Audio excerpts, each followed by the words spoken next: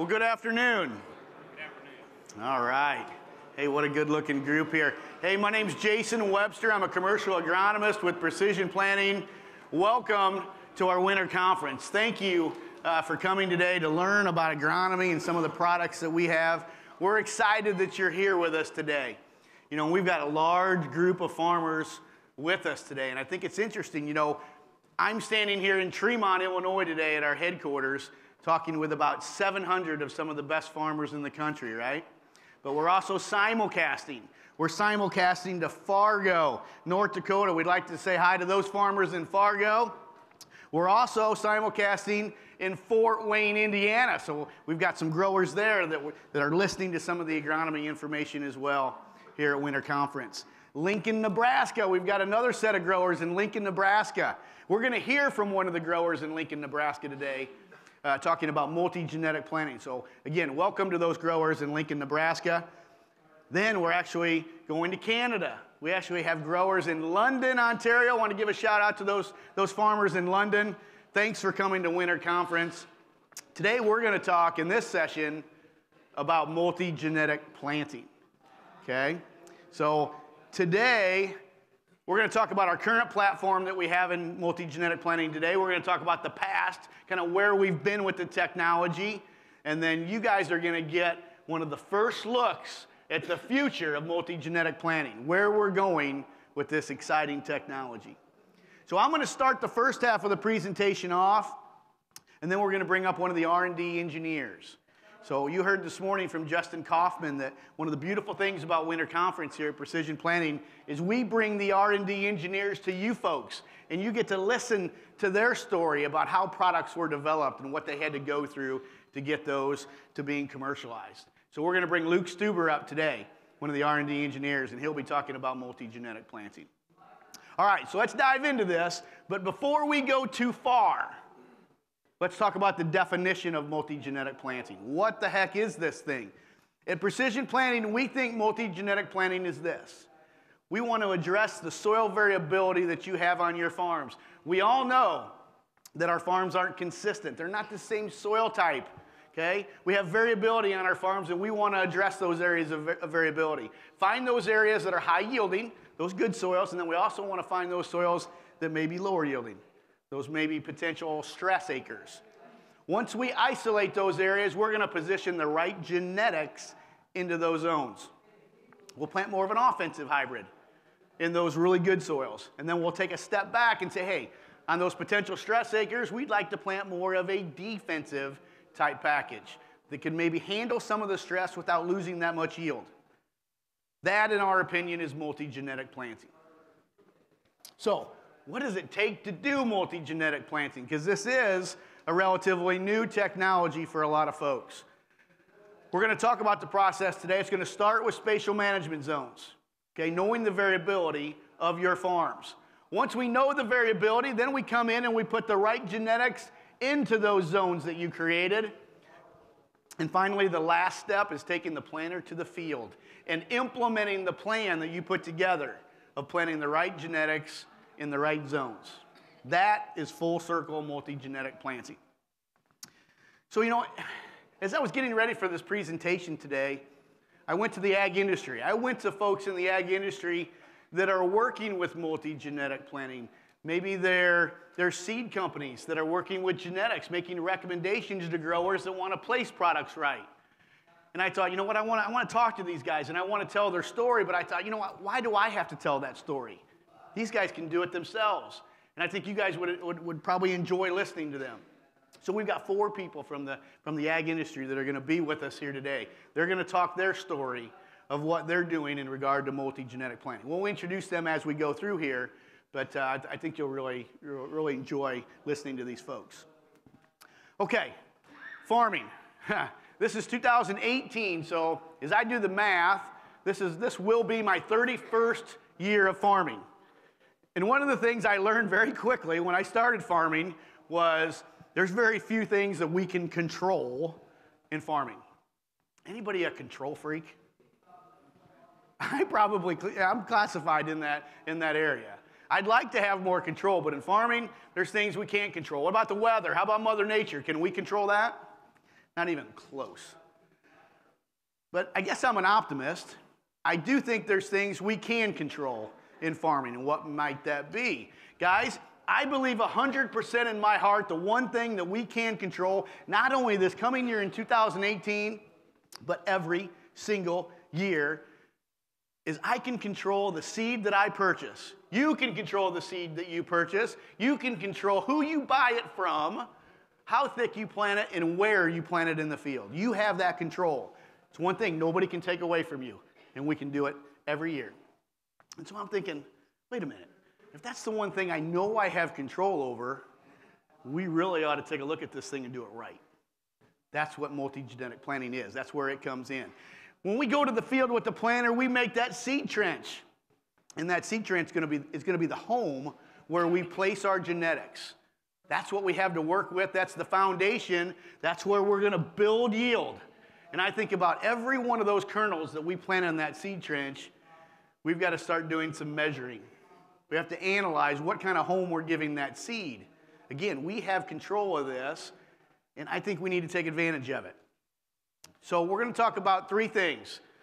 We're going to talk about creating those management zones to have more control. We're going to talk about using the right genetics in those zones to have more control.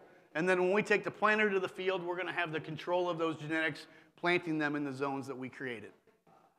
Let's talk about zones first. How many of you growers think you have soil variability? So in other words, how many are not flat, black, and beautiful? You have some inconsistency across farms. Show of hands. Oh yeah, look at all the hands that go up. You know, this presents a challenge. We know lots of growers have soil variability on their farms. My next question to you is, you've accepted the fact that you have soil variability. How many of you folks are creating management zones on your farm to address the variability? Show of hands on this question. Now, wait a minute.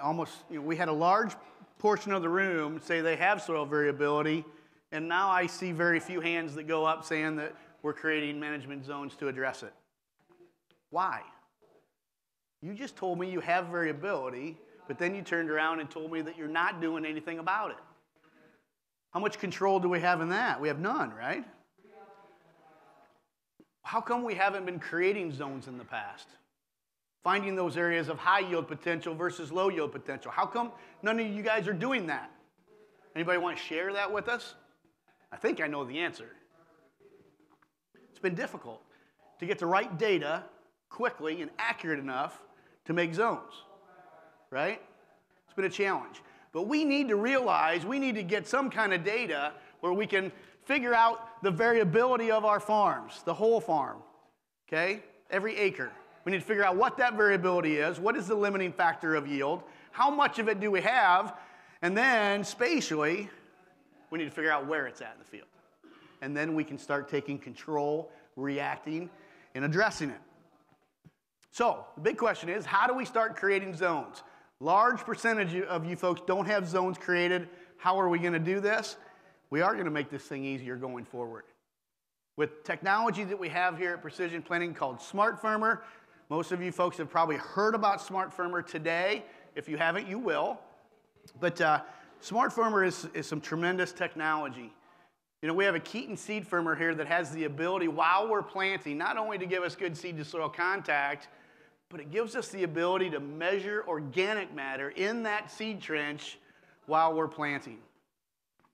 So for those of you folks that don't have zones created, this could be a very quick way of getting zones established on your farm. We're going to go to that seed trench, we're going to run Smart Farmer, and we're going to start creating high-definition zone mapping. And we're going to get fields that look like this. We're going to get data that looks like this as we're sitting in the tractor cab planting corn. Smart Farmer is going to work for us on the row units of the planter, measuring organic matter and reporting it back to the 2020 for you to evaluate in the cab. And this is what that 2020 screen could look like. I look at this map and say, oh my gosh, we've got variability on this farm, but more importantly, I've captured it now. And what have I done to capture it? I planted the field. So it's much easier way of collecting data than what we've had in the past. Now, this is organic matter, okay? And I guess I think of my farms. You know, we've got some pretty tough soils on our farms. We start going uphill in some cases. We've got some clay knobs. The water holding capacity is pretty low there, so we have drought potential. Probably low cation exchange capacities in most situations. In general, low yield potential, but it's low organic matter in those areas. I get down the hills, I get into some pretty black dirt. What happens to the organic matter levels there? They start going up, right? Where does my yield potential go? It goes up along with it. How have we measured organic matter in the past? Typically a soil test. But we're challenged by soil tests in a lot of cases because some folks aren't pulling enough samples. We have a grid system. Grid systems are interesting to me because we're basing the sample location based off of square footage. That's it. You know, a 2.5 acre grid is 330 feet wide by 330 foot long, and we put an X in the middle, and that's where we pull the sample. Doesn't matter what the soil is. It's just square footage. Now we have the ability to plant our farms, measure on the fly with high resolution, and measure that organic matter. This is helping us out. Now, we get a map like this behind me. We're going to talk about seed here today, seeding rate and genetics, but I want you to forget about that for a moment. Don't think about that. Think about how you could use this data layer for other things. I look at this map and say, this could be the foundational layer where we start with every growing season, like right now. Today, getting set up for the 2018 growing season. What about fertility? I could start there. I can start looking at the variability on my farm. I can go into those red areas on the map that are maybe lower, they're low organic matter, right? Maybe lower yield potential, but I'm going to make sure when I soil sample to measure my fertility, I'm going to make sure those samples are in those areas. I'm going to get that fertility program set up. Then I think I can go to the field, get my right genetics to go into those zones at the right seeding rate, and I'm going to plant. That corn's going to come up out of the ground, and then I got to continue managing that crop, right? What about nitrogen? I'm going to have to side dress nitrogen, at least in our operation, we side dress. But any of you folks pull nitrate samples during the growing season? Oh, we got some hands going up. Good, good, good. Where do you pull the nitrate samples? I'm really curious with organic matter because do you think mineralization, that free nitrogen that we would love to get every single year, right? We want more and more of it. Do you think there's a relationship to mineralization and organic matter of the soil? Absolutely. And guess what, guys? We've got the foundational layer right here of the difference in organic matter. Now, if I want to go pull a nitrate sample, I know where to go to pull the sample in these zones of low organic matter, of high organic matter, and then I could potentially make a variable rate nitrogen map if I wanted to. But again, I've got a data layer here that I can use. Does organic matter levels dictate yield potential? That's a great question. It's one of the questions we've been asking at Precision Planting. We took a look at the 2017 yield data that we had from customers using YieldSense that were participating in plot programs with us, and we started evaluating organic matter levels from Smart Farmer. We were looking at values from 0 all the way up to 6.5% organic matter. And as we plotted yield, look what we found. A direct relationship to yield potential. How much of a correlation factor? 81%. 81% of the time, yield could be correlated back to the amount of organic matter. So the higher the organic matter, the higher the yield potential. 81%. Okay, so I told you guys, I'm a farmer too. I'd like to get as many layers as I can to make these foundational maps, those spatial management zones. What other attribute can I bring in to my layering process that would give me an 81% correlation to yield? Any suggestions? We got a good one here, don't we, in organic matter? We've got a really good attribute that I think we can measure yield.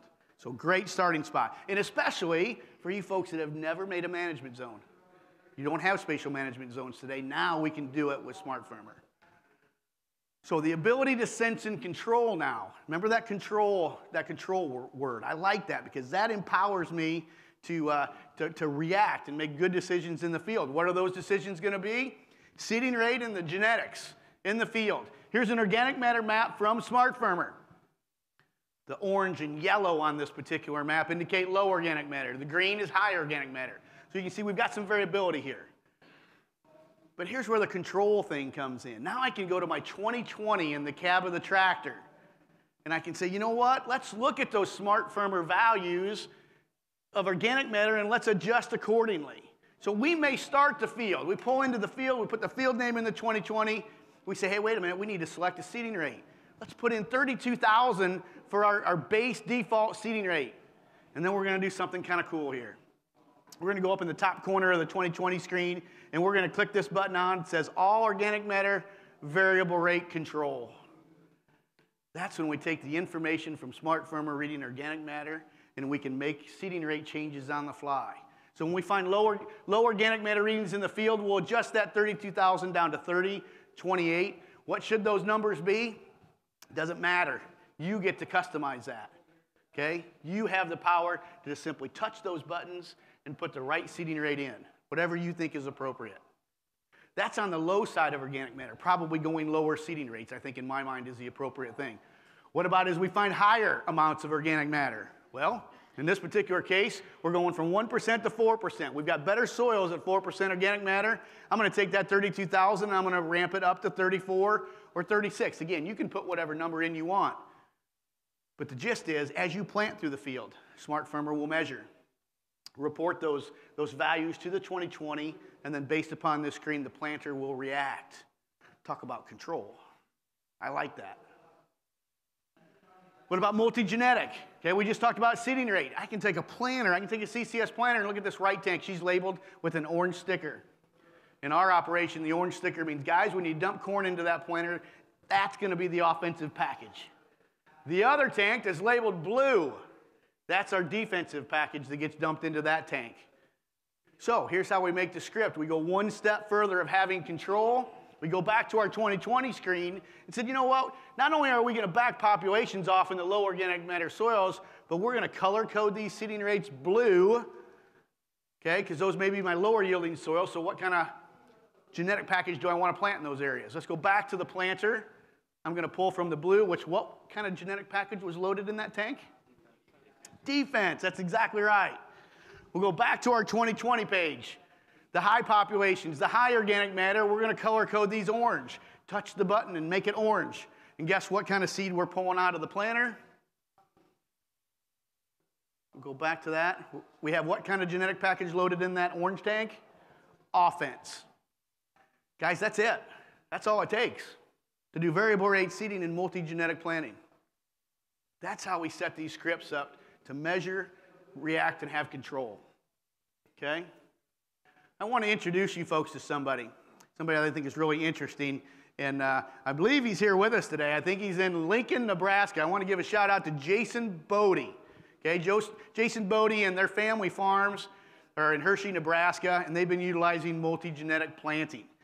I want to introduce Jason and have you hear about what they're doing in their operation regarding multi-genetic planting. My name is Jason Bodie from Hershey, Nebraska. We put VSET Select on one of our planters and went to it on our farm in 2016 because we have a lot of spatial variability on our farm.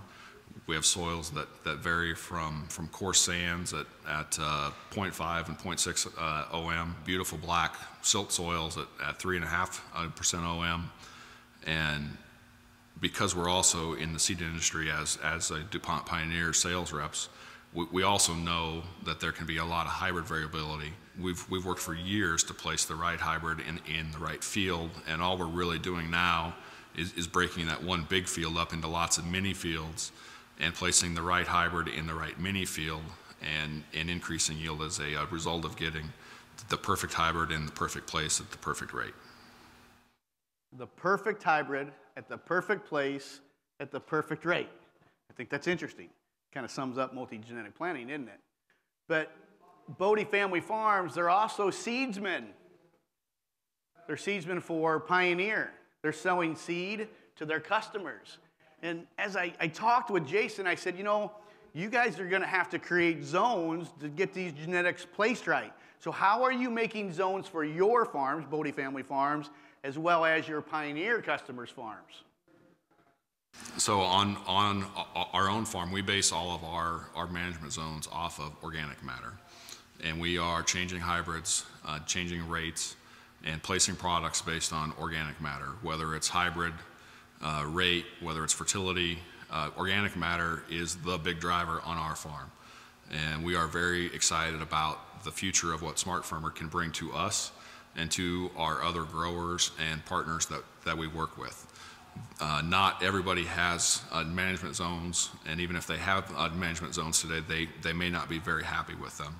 And we feel the quality of data that could be derived from Smart Farmer and the ability to manage directly from that, whether it's seeding rate, whether it's hybrid, whether it's fertility, is an outstanding potential that Smart Farmer can bring to us and our customers. To their customers. So again, they're seedsmen. I'm willing to bet there's a few seedsmen in the audience today. I won't make you raise your hand to tell us if you're a seedsman or a seed dealer or not, but I want you guys to really think about how your business could change going forward with multi-genetic planting the right product on the right acre. Now, I know we've been saying we've been doing that for a long time, but I want to challenge the seed dealers. I want to challenge the seedsmen. You want to know why? Because you have the most opportunity in the world right now today to make sure farmers are getting higher yields. Your product is going to look better in the field. Your customers are going to get higher yields because you're recommending the right product on the right acre now. You're going to look good if you know your products and if you can place them properly. Farmers, what does that mean for you? You get the yield benefit out of it. You're going to be calling the seedsman from the combine cab saying, this thing is great. Love the way we placed it. So, you seedsmen out there, I want you to be thinking about if a grower calls you and say, hey, you know what, I'm doing multi-genetic planting this year. I want you to think about the process, how you're going to place your products in your portfolio. Okay, I want you to be thinking about that. The rest of us, we're going to talk about this genetic thing. You know, how do we place the right product on the right acre? Again, genetic selection. This is the hardest part, in my opinion, to multi-genetic planting. We can make the zones now with Smart Farmer. We can do that. We have the planter technology. We can do that. We've solved that issue. But here's where we're relying on someone else to make this thing successful. The seedsmen, those guys that are right now thinking about how they're going to make recommendations to farmers to do this. Okay? Take a look at this slide. Look at what we've got up here on the screen. Do you think this statement is correct? Is placing the right hybrid or variety on the right acre important? How many of you think that's actually a true statement? A lot of you. You know, look at all the hands going up. Yeah. I do think that's a true statement. Here's a list of the seed companies in the United States in 2017. And if we go to these seed companies, we go to their product guides, we open it up, or we talk to the seedsmen that work for these companies, they're probably going to tell you, or have told you in the past, that it's probably a good idea to place the right product on the right acre. Have you guys ever heard that before? Or have you guys ever told the farmer that, one of your customers? I'm willing to bet that's happened. Here's one company. They say, you know what? On your bin buster soils, I guess those are those high-yielding potential soils, we want to plant products like this, these corn hybrids or these soybean varieties. But then they say, hey, wait a minute. If you've got some rougher dirt, maybe not that bin buster high-yielding dirt, let's not plant those bin buster hybrids or varieties. We're going to go to what they call light ground leaders. Why do they do that? Why would they make that recommendation? You think it matters about placement? This picture was actually taken off of Twitter. Any of you guys work with Twitter? Oh, this thing's a fabulous thing, right? I took this picture off of Twitter. This was actually put out there by a DeKalb representative. And this is what the text in the tweet said. Don't care if growers know names exactly. Just remember where they fit for the most success. I thought, wow, that's interesting. And they put a hashtag on there. What does the hashtag say? Placement is key. I think that's interesting. You know, the other day I was in the airport. I was off to a speaking engagement. I was in the airport. I'm thinking about this presentation right now today, thinking, how am I going to talk about placement with growers in regard to genetics? And as soon as I'm thinking about it, I walk by this escalator, and it's got this placement of an advertisement of a jetliner going straight down the side of this escalator. And I'm thinking, that's some pretty good placement, isn't it? Don't know that I want to fly that airline. But I'm scratching my head, and I'm kind of making fun of myself a little bit, saying, Jason, you're thinking about this placement thing way too much. But I walk into the bookstore. I had to go in there and get something, and I walk into the bookstore, and one of the first things that I see is this book on the shelf. And what's the title say? Cooking Your Dog. Well, I think the placement of the price tag on this book kind of covered up one of the keywords in the title. But again, it made me think about this placement thing, made me smile a little bit about placement. I get out of the bookstore and I go sit down, waiting for our flight to come in, and I get a text message from a friend showing these 3 children placing these Jenga blocks. And the text message just said, hashtag placement is key. And I'm thinking, yeah, placement is key. But it is key with genetics. Here's an article from Prairie Farmer about a year ago. Justin Parks from Burris Hybrids. What's he say? He advises thinking about where the seed is going and the field conditions it may be planted in. If we put a hybrid on the right acre, it could be phenomenal. But if we get it wrong, it could be a disaster. This placement is key thing, I think, is being prescribed here by that seed company. Here's another seed company. Who is this? Oh, this is Golden Harvest. What do they say? Successful placement and management of corn and soybean varieties is absolutely critical to achieving top-end yields. Placement is key. Another seed company saying it. Here's another one. Putting the right product in the right field or subfield, I really like that one, we're going in the right direction here, is important to maximizing performance. And by the way, it is our passion and job to help you get this thing right. Placement is key. One more seed company. This is Channel. What do they say? Their recommendation would be, in quotes right here on the screen, placing the right product on the right ground. It's the same reoccurring theme, isn't it? Placement is key. But how do we do this placement is key thing right when you guys say you have soil variability? Over the last year, we've surveyed growers, and over 90% of the growers admit they have soil variability. We have inconsistency across our farms, different soil types, different zones. And now when we go to a seedsman and they say, you know what, for that farm, you ought to plant this product. Well, the problem is that product's going to go through multiple zones, and I don't know that I'm getting the placement right. I don't think it's correct. Here's a zone management map. The red areas on the screen are potential stress acres, those defensive acres. Green is going to be offense. And if we take one product and plant that field, we're not going to get the placement thing right on every single acre. I want to introduce you to Aaron Galt. Aaron is a crop consultant that works for Advanced Agrilytics. They're out of Indiana. The founders of this company actually are the guys that worked a lot with field scripts. You guys remember field scripts from years ago? Those are the guys. They're working with growers, making scripts for seeding rates and doing multi-genetic planting. I went to Aaron, and I said, what do you think about this placement thing? By the way, they're not seed dealers. They're just using all the germplasm pools that are out there. And I said, what do you think? Is this seed placement thing accurate? Is it important? You know, my training as an agronomist and looking at germplasm, you know, the last 10 years, you know, placement to me, as I look at a grower operation and analyze his acres that have stress, his acres that have top-end opportunity, and it's really finding, even in a single product, finding that germplasm that does have those capabilities of giving him the highest return on that best acre, but also really even being able to find that stress acre and matching that germplasm that has those capabilities has always been key to us, and how we, you know, place products and maximize the germplasm that's available at the farm. So placement is key by far.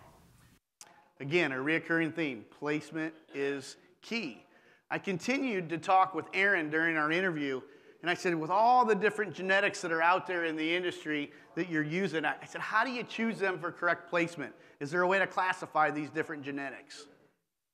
You know, the classification process really starts with 4 types, and it's a compilation of work that looks at data that also is going to look at scouting throughout the year to find those very offensive types. And type 1 for me would be all offensive, might be very low in agronomics, that is essentially a high risk, high reward product, and that's my type 1 product. Type 2 moves into a realm that fits a really great germplasm.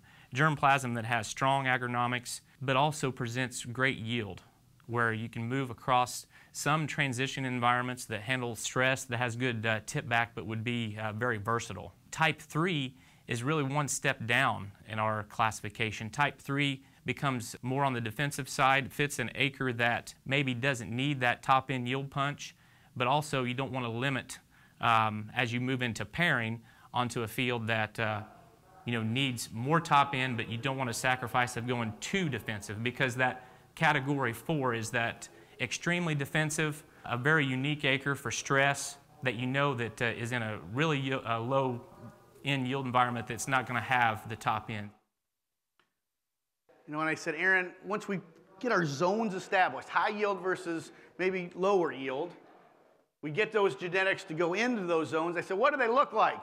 What's an offensive, in corn's case, what's an offensive corn hybrid look like in the offensive soils versus the defensive hybrid in the tough soils? I said, is there anything with leaf architecture and ear flex that we ought to be thinking about? In a typical hybrid that would be all offensive, that would have those characteristics, may have a more upright leaf that's going to take advantage of sunlight. It's probably going to have an ear type that's going to be more determinate so that we can handle higher populations. Not always the case, but that type will drive you towards that more offensive type acre. On the flip side of that, that defensive product tends to, not always, would have maybe a little more flex on the ear, would have the ability to have more of a, what I'm going to call pendant type leaf as you get down towards the center part of the canopy in hopes to shade and mitigate that solar radiation that's going to get to the, to the soil and start to cause more stress or reflecting back on the underside of those leaves. Yeah, leaf architecture is going to be a big one here. And the problem with leaf architecture is I don't know that we're getting that information easily. You seedsmen that are thinking about your recommendations to your customers, have you gotten the phone call from a customer saying, hey, what's the leaf architecture on this one hybrid? Do they go straight up in the air? Is leaf architecture straight up, or does it maybe kind of flex out? I mean, here's the interesting thing with leaf architecture. Let's take defensive soils, okay? When you think about seeding rate, what are you going to do when you have a defensive soil type in the field as far as seeding rates go? Are you going to increase plant population or decrease plant population generally? Decrease. I'm going to take them down, less plant-to-plant competition, less stress potential. But what about biomass then? I have less leaves in that particular area, and you know what? Sunlight's important. I need to capture all the sun I can get to grow that factory, to build yield. But if I'm reducing the number of plants, and let's say I've got a leaf architecture on that hybrid I'm planting at lower populations that goes straight up in the air. And what if sunlight gets through the canopy because I have a straight up architecture and it doesn't give me full canopy? That sunlight now misses the leaves and goes to the soil surface. What have I just done? What have I done to temperature of that soil? I've increased temperature. Oh my gosh, I've already got a droughty soil potentially, and here I am increasing temperature. Congratulations, I've made a drouthier soil drouthier. How about moisture? What have I done to moisture? That moisture is disappearing. It's not being used by the plant. We're burning that up. So that's how you need to think about leaf architecture to some degree. It doesn't work all the time. You have to look at agronomics first, but it's something to think about as we place these genetics. One company that does put leaf architecture in product guides, and I would encourage seed companies to do more of this, put leaf architecture next to the hybrids in the product guide. AgriGold does this. They do a very nice job with their Field GX families, 5 different classifications. You go to the seed guide and it will show you leaf architecture. Mike Cavanaugh is actually the agronomy manager for AgriGold, and he's an interesting guy. I've had the chance to talk with him. He's got the best definition of multi-genetic planting, in my opinion. My definition of multi-hybrid planting would be all about pushing that yield ceiling as high as we can and pulling the yield floor up as high as we can. That's what's going to give us consistency across the field. But I said, Mike, okay, consistency across the field, that's going to be a good thing, but are we actually going to raise yields as a result? Yes, I believe we can push average yields by using multi-hybrid planters. No doubt about it. You know, as I think about it, you know, farmers have been doing it for years. You know, they take this set of genetics, they put it in this field because they've got a droughty condition, they've got a poorly drained situation, they've got yield limiting factors. They put another set of genetics over here on this, let's say, ice cream dirt that can really push the yield. So it's really the same concept, same strategy. But now, you know, we're kind of in a really neat transformation right now. The whole industry is. You know, we've got these planters sitting here that you can put 2 hybrids in them and plant 2 hybrids in the same field. It's awesome. That's exactly what we want to do. Load that planter up with 2 different genetics. Travel through the field and place them properly. I talked to Ryan White. He's with Growmark. They have all these member FS companies. They're trying to teach their guys how to place the hybrids. Here's what they're doing. You know, now with multi-genetic planting, it's really, let's look at these zones and say, okay, I can change hybrids. So the first thing I'm going to look at, because I've classified that low zone or that sandy zone as a low productivity area, I'm going to go to my product guide and I'm going to look at drought tolerance. And I'm going to look at what kind of planting population and drought tolerance that plant can take to go into that zone. And then I'm going to look at another hybrid and say, you know what, we're going to come off that sand ridge into some pretty highly productive soils. I want to look at how can I push plant population with that product? What is the top end yield potential that I can get? That's exactly what we want to do. So we need a better understanding of the zones we have in the field and the genetics that we want to use. Okay? We need to stop making recommendations by the field and get to the subfield. We need to address the variability. Okay? I want to go back to Jason Bodie in Hershey, Nebraska. And I said, Jason, since you're a pioneer seedsman, what kind of recommendations do you have to farmers thinking about working with their seedsmen at home? Is make all of your seed reps, whether it's 1 rep, whether it's 3 reps, start making all of them work harder. They have a lot of information, and start working with them to find out which hybrids perform well in a high-yielding offensive zone, which hybrids do well in a lower-yielding defensive zone, and start working on that to now. So even if you're not doing dual hybrid or multi-variety today, start working towards finding out what those things are. Placement is key. You know, communicate with your seed advisor. Use their knowledge of genetics. These seed guys know the genetics. I don't want to poke the bear too much at these seed advisors because they know their product. We just need to place them properly now. We can do this with multi-genetic planting. Okay? Know your farm spatial variability. Ask your seed advisor if placement's key. And guys, think about this. If seed companies say that genetic placement is so key to a farmer's success in achieving high yield, now we can actually go do it, because in the past we haven't. So tremendous opportunity for the seedsmen out there to place the right product, tremendous opportunity for farmers to increase yield. All right, the last hurdle, very, very quickly here. How are we going to do it? We're going to do it with equipment. Let's talk a little bit about where we've been at precision planting, kind of a little bit of the past. We started doing multi-genetic planting back in 2011, actually, trying to get that planter set up to change genetics in the field. It was kind of a crude version. We had a double planter, if you will. We had double row units, double meters, double crop kits, double hydraulic motors. Everything was double, okay? And when we changed hybrids in the field, this is what it looked like in the initial stages. Kind of ugly, okay? Twin row formation, but we were able to see the change and evaluate it. We got better at this thing. 2014 rolls around. VSET Select comes to market. This was fantastic. We go to single row dual meter technology, 2 meters, 2 crop kits, 2 V drives, and the accuracy of this thing was fantastic. You know, we can take 2 meters on a single seed tube now, go to the field, and we can create maps that look like this. Have you guys ever seen logos made by a VSET Select planter? Now, agronomically, this means nothing. I will say that, but it looks kind of neat, doesn't it? But accuracy is the name of the game with VSET Select. One problem I've had with multi-genetic planting in the past is I couldn't marry high-speed planting with it.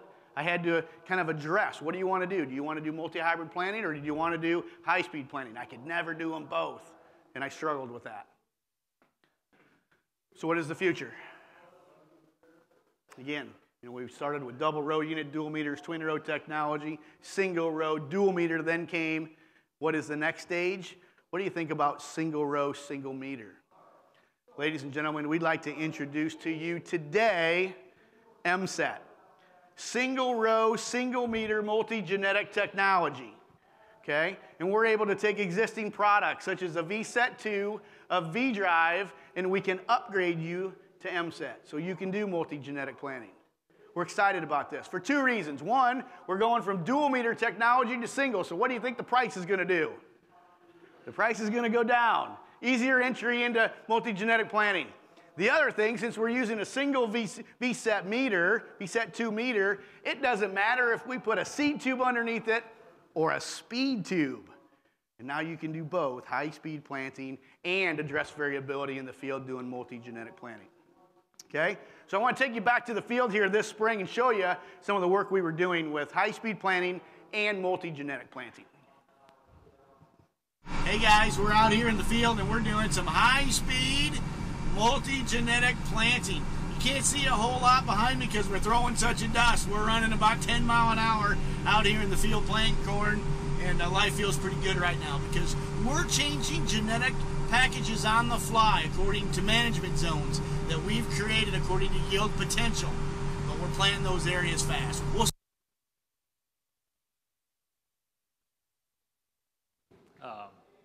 Like Jason said earlier, my name's Luke Stuber, one of the engineers here in R&D, and I've had the privilege of working on MSET for the last couple of years.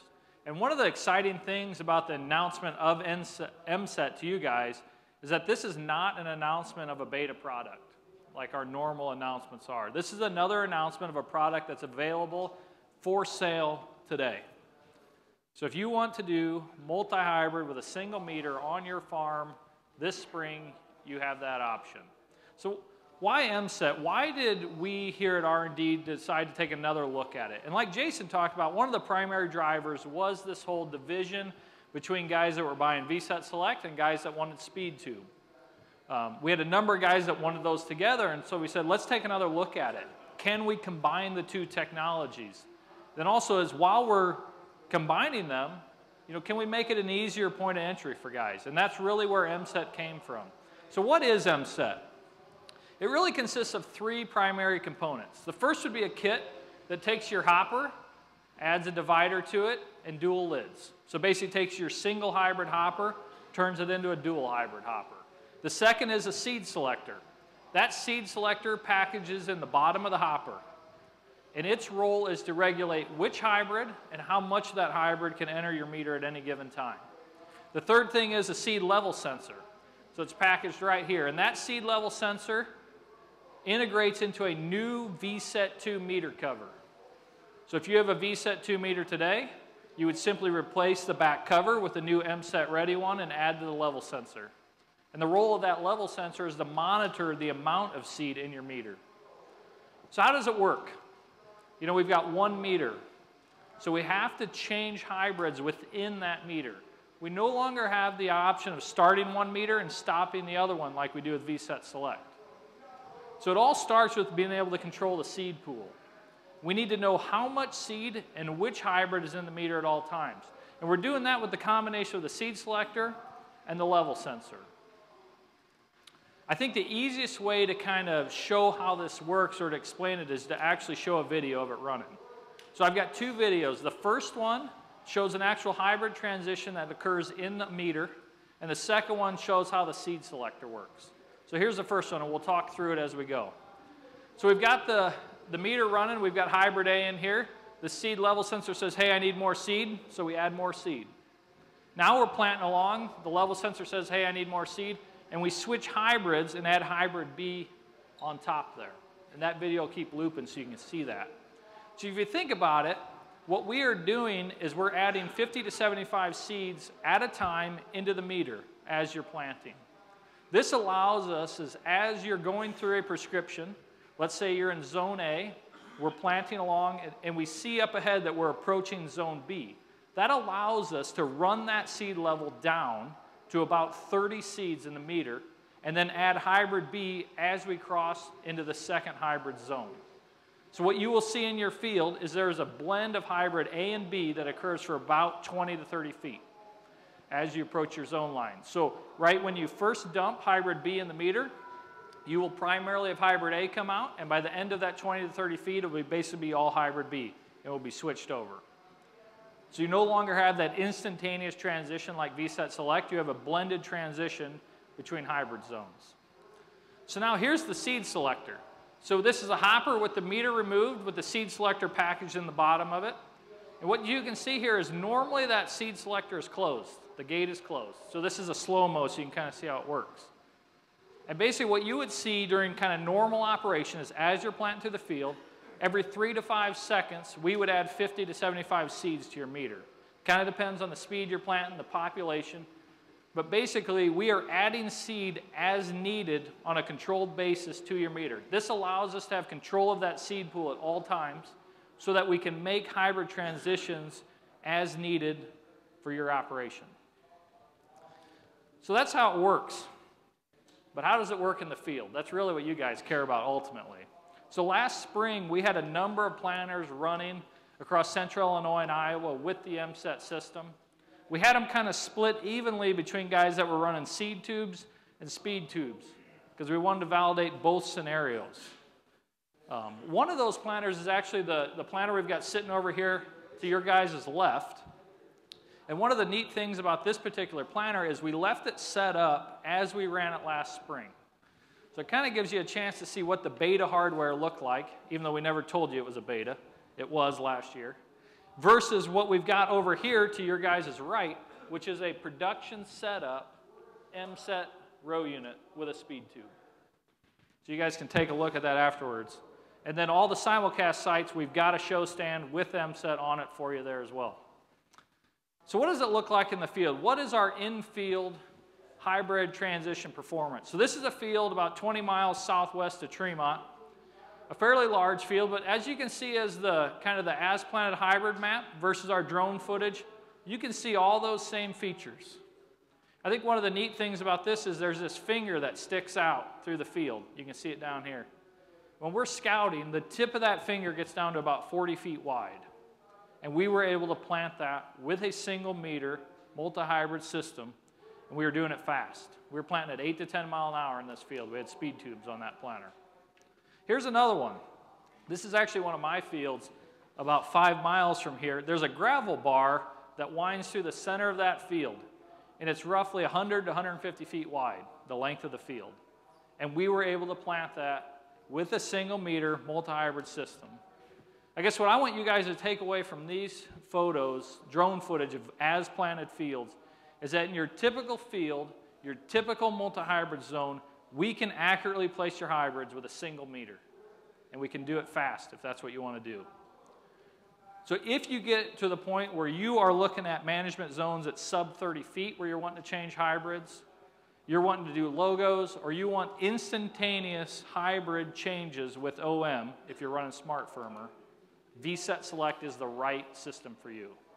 Otherwise, MSET will accurately place hybrids in your fields. So every spring when we're planting, we always run into some issue, something that needs to be fixed. Our original goal with MSET was to reuse existing VSET 2 hoppers. Because a lot of you guys have that hopper. It would have been really slick. We wouldn't have to redesign it. You could reuse what you've got. We ran into a number of issues related to routing the harnesses, getting the divider to work right, getting 2 lids on there. The MSET seed selector didn't package right. And really, we felt that we needed to design a new hopper in order to make MSET a commercial product. So that gave us an opportunity to kind of step back and say, is there a better way to do hoppers moving forward? Because if you think about hoppers today, what do we have? We've got 2 mini hoppers, a single hybrid and a multi-hybrid, and we've got 2 1.6 bushel hoppers, single hybrid, multi-hybrid. But what if in the future there was 1 mini hopper, and that mini hopper, we could simply add an extension to it, and it could become your 1.6 bushel hopper. Or we could take the mini hopper and add MSET to it, and now it's a multi-hybrid mini hopper. Or we could take that same mini hopper, add an extension and MSET to it, and now we've got a 1.6 bushel multi-hybrid hopper. If you think about that, what does that allow you to do? It allows you to build the system. You can add components when it makes sense for your operation. If you want to put VSET and V-Drive on this year and MSET next year, that's fine. You're ready to do it. Your hopper can support that. So this is a lot of information on a lot of hardware, and like I said, MSET is commercially available today. The one caveat with that is it's for Deere 7200 and newer corn planters, and it's 1.6 bushel only. And that can be either CCS or straight box. If you have a CCS system, we would feed the front of the hopper with your CCS, and you'd dump the second hybrid in the back.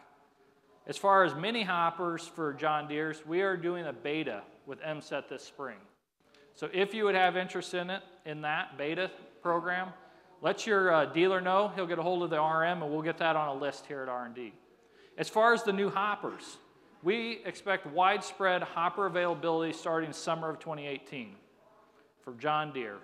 We are also in the process of working on the Case Kinsey white hoppers, and we are also hoping to have those available this summer as well.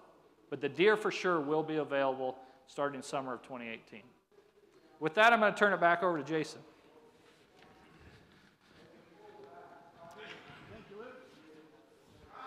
Think of MSET. Pretty exciting, isn't it? Hey guys, I know you're thinking about, how do I do this multi-genetic planting thing? I like the way MSET looks. I like the way VSET Select looks. But guys, we got to go back and think about the basics here. If we're going to do multi-genetic planting, we got to get a couple things situated on your farms first. What did we talk about today? Some quick take-home points. Know the variability of your farms. What are your yield-limiting factors? Go to your seedsmen. Tell them you're doing multi-genetic planting and talk about it. Talk about the different products. Show them the variability that you have. Show them your maps, okay? Placement is key. We're excited because you now have choices. Who's the best person to decide on your farm what technology is best for you? You, right? So now we have choices. We've got MSET Select, or MSET that you've just heard, and we've got VSET Select, 2 options you can choose from. MSET we like. It's very economical now. It's upgradable to current products, and we can introduce speed into this thing. We can marry multi-genetic planting and high-efficiency planting together. We can do them both. We like that. If you're a grower that likes VSET Select, we will continue that platform. It's all about choices. We feel you should have choices, okay? Now, I have not talked a lot about yield. If you've heard me talk about multi-genetic planting in the past, that's all I've talked about was yield and the agronomics of it. Can we increase yield? I didn't do that today, or haven't yet, because I wanted to talk about the other barriers, the genetics, the zones, and I think we've got those taken care of now. Now let's talk about the economics, because what did Luke tell you? We're going to drop the price of multi-genetic planting, that entry into multi-genetic planting, since we're at a single meter. So if you have a VSET 2 meter today and you have V-Drive, it's going to cost $690 a row to upgrade. And you're in to multi-genetic planting. Now, how long is it going to take to pay off that technology? Okay? Let's say that we place the right corn hybrids, maybe we could increase yields by 10 bushel. When we get done planting corn, multi-hybrid corn, we're going to go to soybeans. We're going to do multi-variety soybeans. And let's say we can increase soybean yields by 5 bushel. Let's use $10 a bushel for beans, $3.50 a bushel for corn, and all of a sudden we got some extra revenue coming in. It's $690 a row cost, though. With that extra revenue coming in, we're looking at break-evens, a return on investment on a 12-row planter upgrade at only 200 acres. Now, guys, help me out. In the ag industry right now, as a farmer, you have lots of choices of buying things. What kind of technologies are out there today that will pay for itself after 200 acres? I'm not hearing anything. I hope there's some out there because we need it, especially in the farm economy that we're in today. But we got to farm smarter. Even in the tough economy, we need to do things smarter to increase bushels and make money. And if you've got soil variability on your farm, multi-genetic planting could do that for you.